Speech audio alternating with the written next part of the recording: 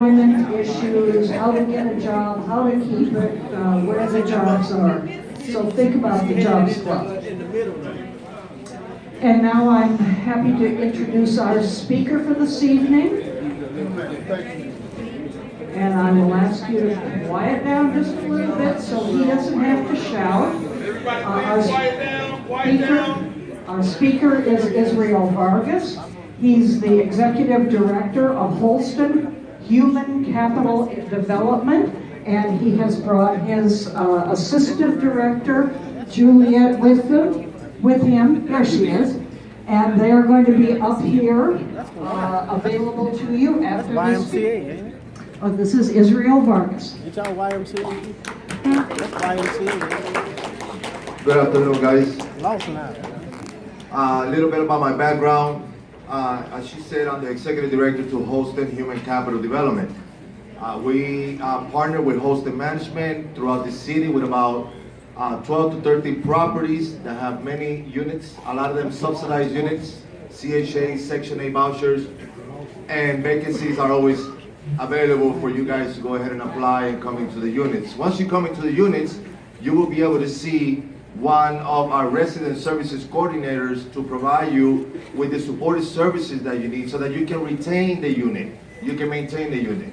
Our budget is about a little bit over $1 million, and I have about 16 to 17 staff running under me, helping me throughout the city of Chicago and ensuring that we do what we have to. For some of you, you know, we have Lawson House. A lot of you are from there, so that's one of our programs as well.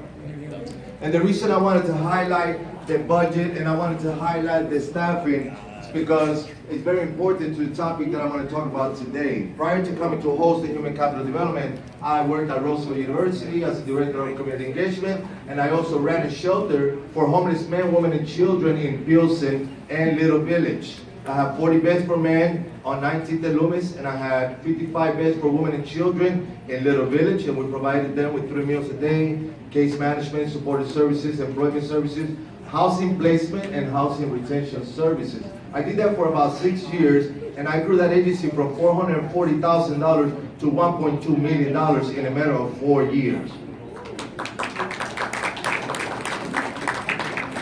The reason why I tell you that is because it's important that you understand where I stand right now, and where I come from. See, at the age of 19, I was homeless. I was living in the streets of Chicago. I came to Chicago in '83. I was culture shocked to see the racism, the crime, the segregation. I didn't experience that where I was at in Puerto Rico. I came over here and I started experiencing that. I landed in the Mexican neighborhood. They were like, why is this Puerto Rican in the Mexican neighborhood? Well, my mom felt we were safer there than going to the Puerto Rican neighborhood. Mind you, you know what's going on in the hood, right? So, needless to say, everything was impactful for me. I came from an island that everything was peaceful, yet I still experienced sexual abuse by a family member while I was there. So as a young boy, I was already exposed to some negative elements that society has in our lives. And I know some of us might be able to share, might be able to connect with that. And needless to say, I come to Chicago, I get culture shock, and I become a gang member. Of course, that's natural when you go in the heart of the neighborhood. That's all you got. You got to belong to something. You got to be part of something. Or at least you think. At that age, how do you know?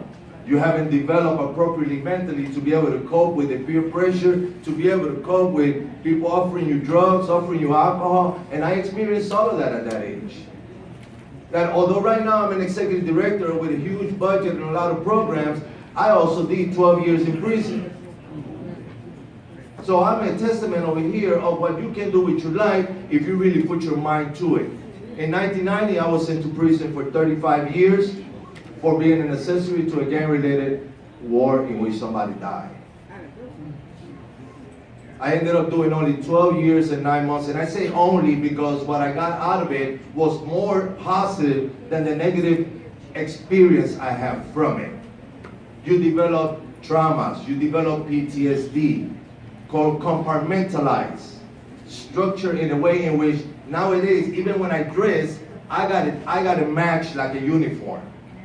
And that was years of conditioning. And I had to integrate into society, and with those conditions, I had to be able to know how to navigate so that I can be successful, so that I can stand here in front of you right now and send that message to you out there.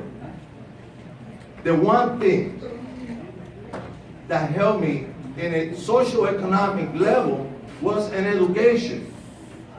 While I was in there, yes, I did get in trouble, but I went to school and I got 2 associate's degrees. And even in there, you can see the impact of a good education, because having that allowed me to obtain better paying jobs in there. Although I don't know what you would call a better paying job when you're getting paid $75 a month and that's all you got to live by.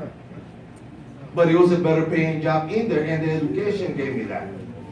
And I took it upon myself to take step parenting classes, because I knew that at the age I get out of there, which was at 32, I more than likely was going to get involved with a female who's going to have a child. And I wanted to be a good step parent, not the bad step parent that I had that introduced me to cocaine at the age of 16.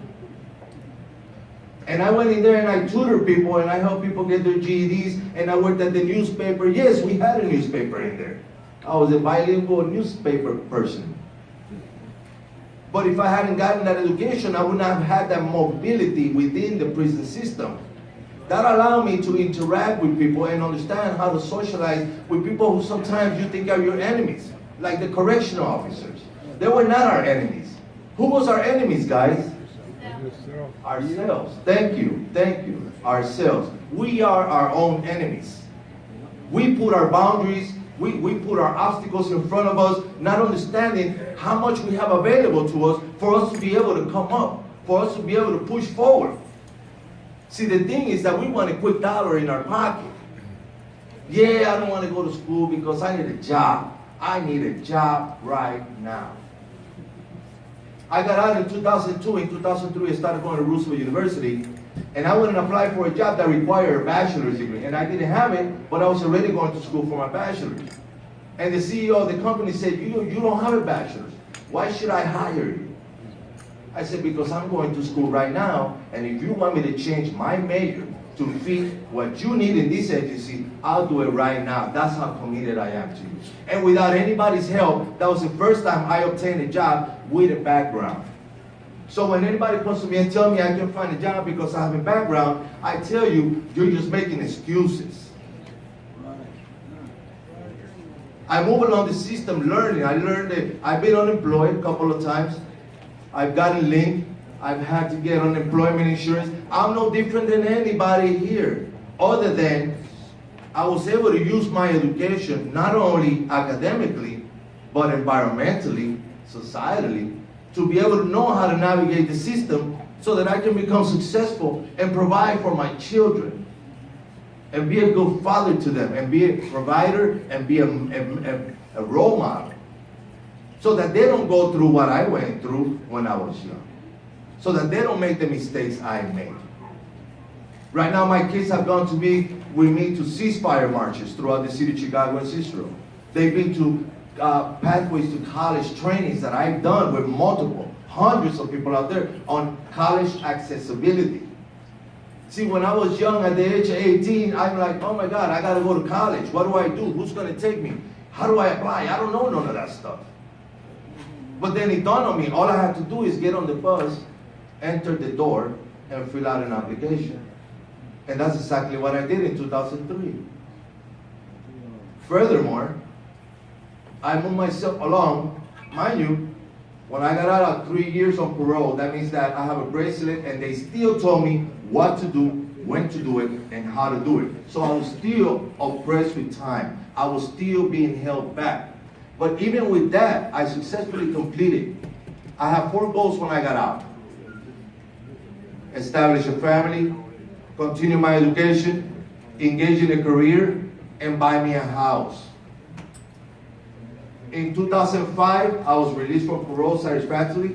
I got my bachelor's degree in psychology. I had a condo in Cicero. I had a family, and I was in social services doing program development and program implementation.